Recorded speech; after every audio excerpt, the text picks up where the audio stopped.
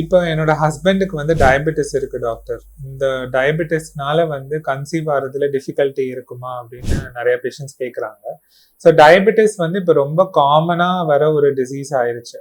So diabetes இருந்தா கண்டிப்பா வந்து செக்ஷுவல் பெர்ஃபார்மன்ஸ்லயும் டிஃபிகல்ட்டி இருக்கலாம். அதாவது எரெக்ஷன் ப்ராப்ளம், இல்ல வந்து இஜாக்குலேஷன் வந்து ப்ரீமெச்சூரா ஆறது, இந்த மாதிரி டிஃபிகல்ட்டிஸ் இருக்கலாம். இல்ல இன்ட்ரெஸ்ட் இன் செக்ஸுமே வந்து ரொம்ப குறைவா இருக்கலாம்.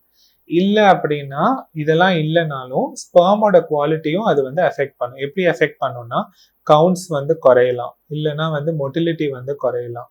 இதெல்லாமே நார்மலா இருக்கு, சீமன் அனாலிசிஸ்ல நார்மலா இருக்கு. பட் சுகர்ஸ் வந்து கண்ட்ரோலா இல்லை அப்படின்னா இண்டிவிஜுவல் ஸ்பெர்மோட டிஎன்ஏ வந்து ரொம்ப ஃப்ராக்மெண்டடா இருக்கும், அதாவது ரொம்ப அப்நார்மலா இருக்கும்.